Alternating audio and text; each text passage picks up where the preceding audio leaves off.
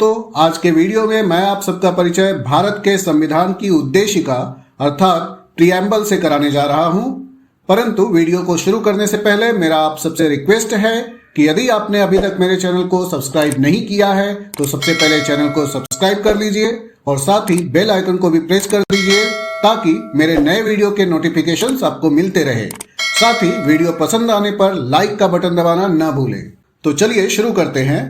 सबसे पहले मैं आप सबको संविधान की उद्देशिका को एक बार पढ़कर सुनाता हूं। भारत का संविधान उद्देशिका।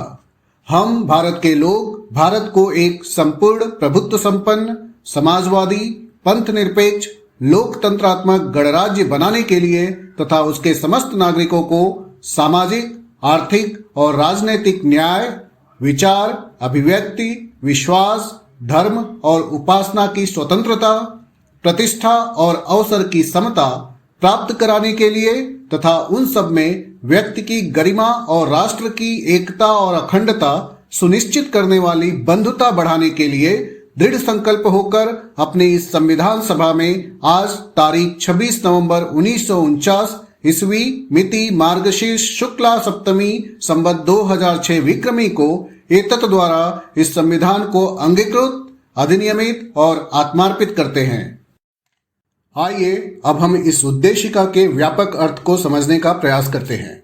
इस उद्देशिका के प्रत्येक शब्द का अर्थ बहुत ही महत्वपूर्ण है।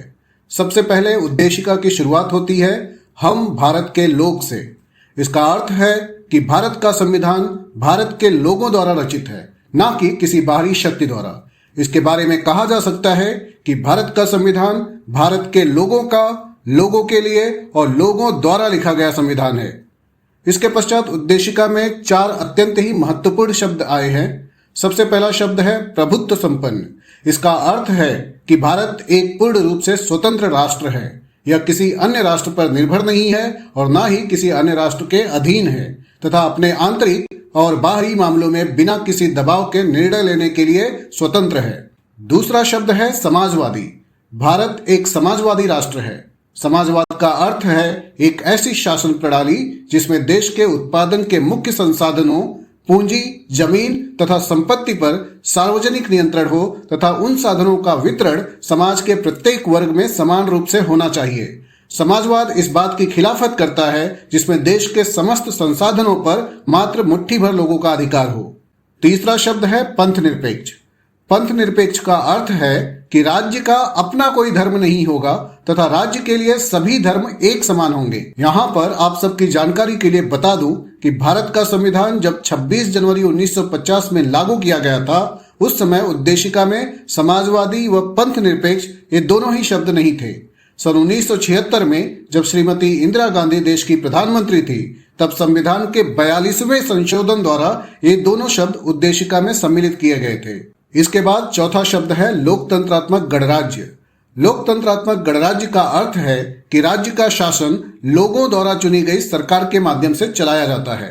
हर 5 साल पर देश में चुनाव होते हैं तथा जनता इन चुनावों के माध्यम से अपनी पसंद के उम्मीदवार को चुनकर उन्हें संसद भेजती है। ये चुने हुए उम्मीदवार जनता के प्रतिनिधि के रूप में कार्य करते हैं। इसके साथ ही संविधान की उद्देशिका राष्ट्र के हर एक नागरिक को सामाजिक आर्थिक व राजनैतिक न्याय दिलाने का संकल्प करती है। सामाजिक न्याय का अर्थ है कि भारत के नागरिकों के बीच जाति वर्ण या धर्म के आधार पर किसी भी प्रकार का भेदभाव नहीं किया जाएगा और हर एक को समान अधिकार प्राप्त होगा। आर्थिक न्याय से तात्पर्य है कि देश के संसाधनों व उत्पादनों का समस्त नागरिकों में बिना किसी भेदभाव के न्यायोचित वितरण किया जाएगा। राजनीतिक न्याय का अर्थ है कि देश के सभी नागरिकों को समान रूप से राजनीतिक अधिकार प्राप्त हो, चाहे वह राजनीतिक दफ्तरों में प्रवेश की बात हो अथवा सरकार तक अपनी बात पहुंचाने का अधिकार। भारत के हर एक नागरिक को राजनीति में प्रवेश करने तथा चुनाव में खड़े होने का अधिकार हमारा संविधान प्रदान करता है। संविधान के अंतर्गत लोगों को विचार अभिव्यक्ति विश्वास धर्म और उपासना की स्वतंत्रता प्राप्त है। अर्थात हर एक नागरिक को यह अधिकार है कि वह स्वतंत्र रूप से विचार कर सकता है तथा अपने विचारों को अभिव्यक्त भी कर सकता है। साथ ही उद्देशिका देश के हर एक नागरिक को किसी भी मत तथा किसी भी धर्म को मानने व अपनी पसंद के अनुसार उपासना का अधिकार प्रदान करता है। इसके साथ ही हमारा संविधान हर एक नागरिक को प्रतिष्ठा तथा अवसर की समता प्रदान करता है। प्रतिष्ठा की समता से तात्पर्य है कि संविधान के अनुसार हर एक नागरिक समान है तथा किसी को भी समाज में विशेषाधिकार प्राप्त नहीं होगा। अवसर की समता से तात्पर्य है कि देश के हर एक नागरिक को स्वयं की प्रगति के लिए समान अवसर प्राप्त कराया जाएगा। इसमें किसी के भी साथ जाति, वर्ण या धर्म के आधार पर भेदभाव नहीं किया जाएगा। साथ ही उद्देशिका में प्रत्येक व्यक्ति की गरिमा तथा राष्ट्र की एकता व अखंडता की रक्षा करते हुए समस्त नागरिकों में बंधुता की भावना को विकसित करने का संकल्प लिया गया है। भारत के संविधान के इस उद्देशिका को पढ़कर हमें संविधान के मार्गदर्शक उद्देश्यों व सिद्धांतों को समझने में सहायता प्राप्त होती है। इसीलिए भारत के संविधान के इस उद्देशिका को संविधान की आत्मा कहा जाता है। तो दोस्तों, यह रही जानकारी भारत के संविधान के उद्देशिका के बारे में। मुझे उम्मीद है कि आपको यह वीडियो पसंद आया होगा। अगर आपको यह वीडियो पसंद आया है तो वीडियो को शेयर कीजिए, लाइक कीजिए और मेरे चैनल को सब्सक्राइब कीजिए। धन्यवाद।